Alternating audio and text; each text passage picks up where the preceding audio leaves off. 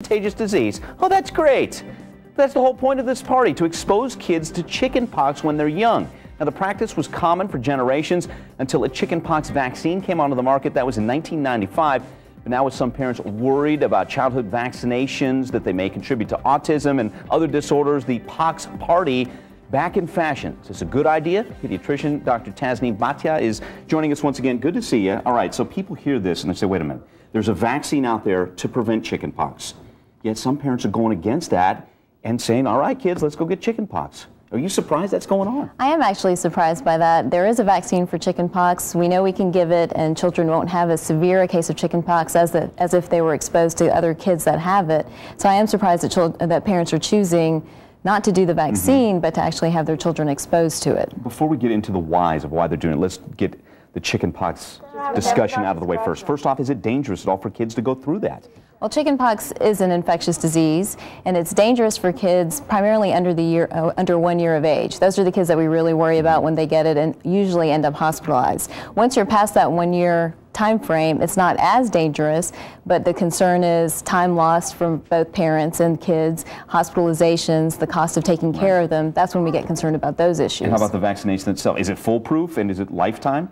Vaccination is usually at 12 months of age. It's a one-time vaccination. You usually don't need another one unless you've never had that, that one vaccination at 1 year of age. Okay, so people come to you. You have patients with concerns about vaccines, possible link to autism. That's a fear out there. What do you tell them? Well, we've talked about this before, and there is a lot of talk about the link between vaccines and autism. And I understand the concerns. However, there's still not scientific evidence to directly link vaccinations with autism. And what happens usually is that a lot of these vaccines are given in that 1 year to 2 year time frame.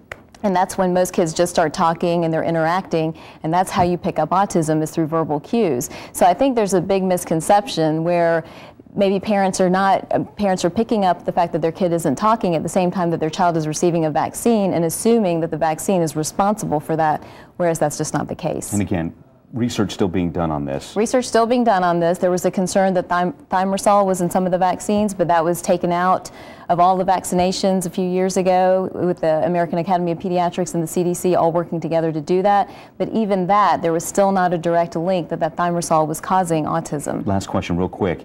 How many shots does a child get before the age of 2?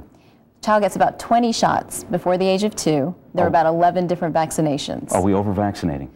We are not. I mean, this is a question we get asked a lot, too. It's a loaded question for the last one. And tons and tons of emails about it as well. I don't think we're over-vaccinating, because when we look at the vaccines and we look at the immune system of children and young infants, they still are able to mount an immune response to them. And they are still able to mount an immune response to a lot of the other allergens and things they get exposed to. So I still don't think the scientific evidence is there that we have too many vaccines or that the vaccines are causing autism. I just don't think the evidence is there yet. All right. The debate rolls on, I'm sure. Dr. Bhatia, great seeing you again. Thanks. You.